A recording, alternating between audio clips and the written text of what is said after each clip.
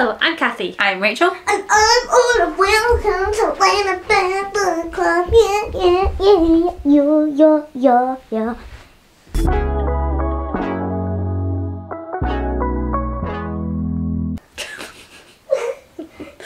getting crazier each time she does it. In today's video, we are doing a fan versus first time reader. This time it's Cathy's pick, something that I had to read, and I actually finished this a while ago, but we just haven't got around to filming it. But it's a deviation from the norm because we are going to be looking at Fables, the series. The first volume is Legends in Exile. Cathy, tell me all about it. Okay, so years ago, I said to my husband Rob, I'd quite like to go at reading a comic. I've never really gone on with comics before, but I'd really like to have a go. And I tried reading some comics and hadn't got into it. And I realised the first reason I hadn't got into it is because I'm so used to reading books. I kind of just read the writing on the pages and I didn't slow my eye down to really take in the pictures. And when I did that and actually slowed down and looked at the images and appreciated them, I found reading comics a lot more fun. Okay. And then Rob said, well, if you want to try reading a series and you don't know where to start, why don't you try Fables, because it's about fairy tale characters and creatures living in secret in a New York society, and they've kind of had to flee their fairy tale homelands because an evil emperor has taken over. So he got me started. I read Fables Volume 1, loved it, and then pretty much for every birthday or Christmas I then would get the next volume in Fables. That's cute. So it's taken me a while to read through the whole series, and I just finished the whole series like last week. Nice. So this feels very fresh for me, and I'm really excited to like kind of go back and explore the beginning. First question for you is, how do you get along with comic book reading as opposed to other readings? So I don't really read that many comics. I think when I was younger, there was a graphic novel version of The Hobbit that me and my brother always used to borrow from the library because we really liked it. And I think other than a couple of webcomics, that's all I've really read. So what you've just said about slowing down to take time and look at the pictures, that is something that I did struggle with when reading this. Because, yeah, the words are there. I've read the words. Let's move on. Yeah. But now that you've said that, because obviously when you're reading a book, you have paragraphs and paragraphs of description of characters' own internal monologues, all that kind of stuff. But that's what the pictures are for. Yes. They are the environment. And I think now that you have said about slowing down to look at the pictures, that has only just clicked in my head. That, obviously I was looking at the pictures, but I was just like skimming over them, I think, which is perhaps not the correct approach. But now that you've said that, it's clicked in my brain that that is where all of the extra words are. A picture paints 1,000 words, as they say. Yeah. So yeah, I mean, I read it and I enjoyed reading it, but I perhaps didn't get as much out of it as I could have done, because I did kind of just gloss over the pictures. So maybe before we move on with the rest of the series, I should take this back and read it again, but actually take time and sit with the pictures and the environment that they're in, perhaps. Yeah, I think, because to be honest, I probably read this first volume in the same way. Like, I think there's there's a skill and approach to reading comics that can take a little bit of a while to get into. I love comics. Do you love comics? Yeah. Yay! So yeah, now that I finished the whole series, I kind of do want to go back to the beginning. Oh well, maybe you should. Maybe I should. You should read it first, and then I'll borrow it again.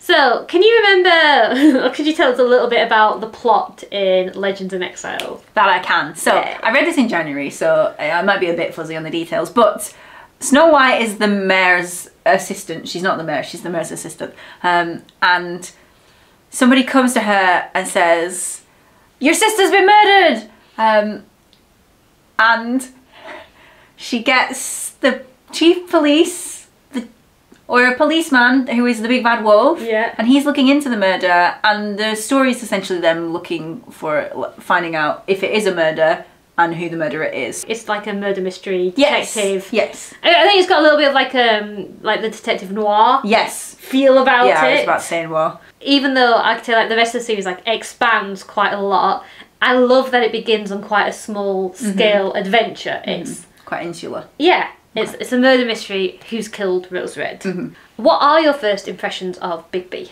I don't know if I have any. I think I don't have any strong opinions about anybody yet because I need more information, I think, is my issue. Yeah. So nobody stood out to you yet as like a favourite or a not favourite? I don't think so.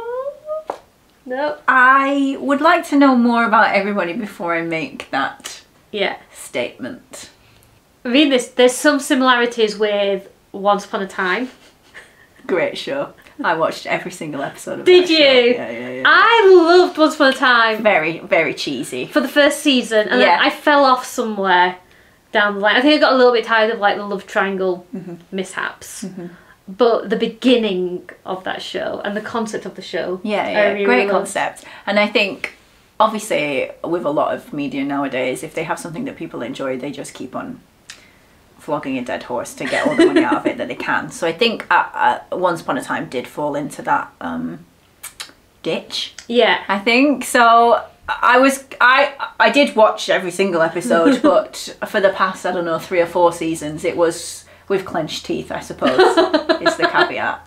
Does that make sense? Yeah, it does make sense. I think when they introduced Frozen, that's when my mind tapped out. Okay. My eyes were there, but my mind was berating it. Is that harsh? No. Maybe. But yeah, it's a similar kind of concept, isn't it? Yeah, it is. And like Fables came first, obviously, but I mean, again, like you think, so there's Once Upon a Time, there's like multiverses now, and lots of like crossover things. And I guess one of the main pulls of this universe is like, they basically used any fairy tale or fable or folklore character who was in the public domain. Who's Rose Red? So there's old fairy tales of Snow White and Rose Red, 2 girls who live in a cottage in the woods, and they have different adventures with dwarves and bears and princes. How do they have different surnames when they're sisters? I guess it was both their first names. And I don't... Rose and then... Don't question it. Yeah, she could have been like Rose Red Jones and Snow White Jones. Yeah. But wait, what about like Hermione? I don't know what Hermione's middle name is. Jean. Like Albus Percival something Brian. Albus Percival Wulfric Brian Dumbledore. Exactly, like Dumbledore. I really enjoyed the bringing together. Who's this guy? That's Boy Blue. Was he in it? Rachel, if you ever read the rest of this series, I'm going to play this clip back to you. Is he in it? I actually can't find him. Boy Blue, where are you? Oh, is he there? Do you see him? Is it him? Yeah, that looks like Boy Blue. So bearing in mind that this story brings together like any fairy tale creature or fable or folklore, are there any characters who haven't yet appeared who you would like to see? I want to see this guy. You want to see more of Boy Blue? Who do I want to see? See, now all that I can think of in my head is Once Upon a Time, and I want to see Rumpelstiltskin. Rumpelstiltskin, that's a good one. Is he in there? I don't want to tell you. Okay, I would Goldilocks. like to see. Is Humpty Dumpty in it? Humpty Dumpty's a good one. I want to see Humpty Dumpty. Rachel, see Humpty Dumpty, that would be on your wish list. Humpty I want to see how Humpty Dumpty is, or if Humpty Dumpty is in it. Is he an egg? Because there's a pig. The pig, I'm assuming from the 3 Little Pigs and the Big Bad Wolf. There's a farm upstate, where the fairy tale characters who aren't passable as humans are just sent. They are sent into exile from the exile. There's like 2 layers of exile. Yeah. And if you can look vaguely humanoid, you're okay to stay in the city. But if you look like a pig or a monkey with wings, I imagine the monkey with wings is up there as well. Do you know, I think actually the monkey with wings is in the city, but he only ever stays in like the giant storeroom place. Yeah, in the mayor's office. Offices, not palace. Not necessarily a character, but I would like to know more about the farm upstate. Yeah, I think the farm's really interesting too. Okay, cool. I say as well. Wait, the next one's called Animal Farm, isn't it? Volume 2 is called Animal Farm. I have it in my house. I haven't watched it yet. Is it, or is that number 3? I think it's one of the early One ones. of them is called Animal Farm, which means I get to see the farm. Oh, ecstatic.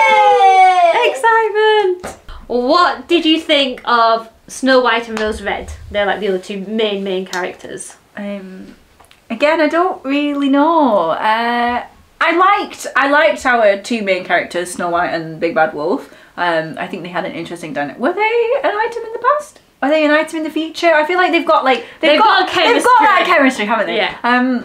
So I did like them both, but again, I don't have enough information to have a true opinion. I mean, she looks pretty cool on the cover with a big sword. She is pretty I don't think cool. she ever had a big sword in the actual comic itself. Yeah. Wait, can I see? I didn't know Snow White looks like that. Is she a doctor? She's She's in a pantsuit. She's like she's in a skirt suit. she's a deputy mayor. She's like the mayor's assistant. She's the assistant. So it seems to me that Snow White is the person who gets everything done. Yeah. And then old King Cole just kind of wanders around and is a bit of a swaggery, unpleasant kind of guy. Mhm. Yeah. He's just a posh idiot. A posh idiot. A posh idiot. I really appreciate Snow White, partly because like I've worked in admin for quite a lot of years, and I love admins, and I love the way that admins like get loads of stuff done, and sometimes in some places like it's the admin holding things together. And I feel like Snow White has that vibe of like she's very collected. Yeah, and she's like drawing stuff together. She knows what's going on. She helps people. She's very organised and efficient, and somebody who makes the lists. I want to be Snow White. She's so nice. Exactly. I love people like that. Quite lonely. I feel like. Yeah. Speaking of, obviously I said at the beginning I didn't look at the pictures, but I feel like there's this one picture where we first see her in her office. Yeah, it's this bit. Like she's got this tiny desk in this big room. Is that Boy Blue? Oh, that does look a bit like Boy Blue. Why are we talking about Boy Blue? Yeah, because he's got his horn on the desk. Ah, yeah. I thought we already passed that. Oh, there So he is. There's our boy. Ah. So he's Snow White's assistant. Yeah. But I mean, it's a bit cluttered here, but look how small she is compared to everything around her. I feel a bit... She's a bit lonely. Yeah. It's, as far as I can recall, it seemed... Obviously, she is holding things together, and it sometimes seems like the other people, the other legends, don't necessarily respect that enough. Yeah. I can't remember how long they've been in New York as it is, because they just are immortal, right? They don't die. So I imagine it's quite hard for them all, but they just seem a bit impatient with her. Yeah. Does that make sense? Yeah, no, I think that they take for granted, they perhaps underestimate her, and just assume she's going to keep on almost like mothering them. And maybe that fits in with like the Snow White fairy tale in that, you know, she's the one who goes to the dwarf's house and tidies up. Yeah, that's true. So she's kind of doing that housekeeping role in the Exile of keeping it all neat and tidy and functioning. So yeah, I feel like Snow White is a superhero comic book character who I can connect to, maybe. Okay. Cool. Do you have any predictions for the next couple of books? No. What about the farm? Yeah, something's going to happen at the farm. Now, it's called Animal Farm, and I haven't read Animal Farm, but Animal Farm in itself is about like the animals rising up against the humans, right? So are they going to storm the city? That's my... I don't know. Interesting. And then I suppose eventually they're going to reclaim their homeland. Maybe? Wait, I know who I want to see. Who do you want to see, Ola? The tortoise and the hare. The tortoise and the hare? Is that who you'd like to see in the book? Yeah. Maybe they'll be at the farm. Maybe. Speaking of like claiming their homeland, so all the main characters in Fables are based off characters in fairy tales, nursery rhymes, fables. Do you have a prediction over who the Emperor really is? Is that the one that's taken over? The one that's taken over and forced them all to flee. Now, is the Emperor going to be an existing fairy tale character that has broken the bounds of their own fairy tale, or is it going to be a new invention? That's what I'm thinking. Okay, I'll tell you. The Emperor is a character name that you will know, or a person who you will know, have heard of. No, and I'm not going to tell you if you get right or not. Yeah, that's fine. The So Hobbit? I'm thinking, is it somebody that is in their own canon quite a power-hungry person, or is it a complete flip on that? She's searching for clues. I'm not going to give them. You're not. That's annoying. Famous fairy tale characters. I think it is. You know, in the film Hoodwinked, how the evil mastermind the whole time is this like tiny little rabbit. Okay. I think it's gonna be something like that. Okay. Somebody really small. Jiminy Cricket. Jiminy Cricket. The conscience has gone bad. Tom Thumb. Tom Thumb. Maybe no, it can't be Rumpelstiltskin because then unless Once Upon a Time was taking that from this. Ooh. I think I just like the name Rumpelstiltskin. Rumpelstiltskin is a good name. I hate that. Peter Pan. Peter Pan. Nah, that's nah. I could see Peter Pan going bad. I don't know. Okay, those are some good guesses. Isn't there like a movie or something where Tinkerbell goes bad? Yeah, she does go bad in the book for brief spells of time. I have a question. So, how long do you take to read one of these? Because when I was reading it, I didn't want to just sit down and read it because I felt like I wouldn't absorb it, but then also it's kind of what I wanted to do. Like, do you read a chapter a day? Or do you read it all in one sitting? I think because you could read it all in one sitting. Yeah, you could. I think I read them in about 3 or 4 sittings. Okay. So I do. Yeah, you're right. They're not somewhere you can read when there's I find I can't read it if there's lots of distractions around. But it's nice, like bedtime reading, where I can actually like sit and focus and take it in. Are any of the fairy tales like myths? Like I'm thinking like god myths, Greece, Rome. Yeah, there's myths like Arthur. Ooh. And I think there's myths that connect to Norse mythology. Oh, okay. I'm now beginning to realise that maybe the Romans and the Greeks are underrepresented in the Fables universe. Yeah. Oh! No, I think there's references to Pandora's box. Nice. Pandora? That's a jewellery shop. It is a jewellery shop. And it's also like a ancient legend. So those are our thoughts on Fables Volume 1, Legends in Exile. We hope you've really enjoyed watching this video because, well, I've had a lot of fun talking about it. I've been very confused, but it was fun. We release videos every Friday, so come back next week and see what else we have in store. If you've enjoyed this video, please do like and subscribe, and we'll see you next time. Bye! Bye. Thumbnail. Wait. Bye! Thumbnail.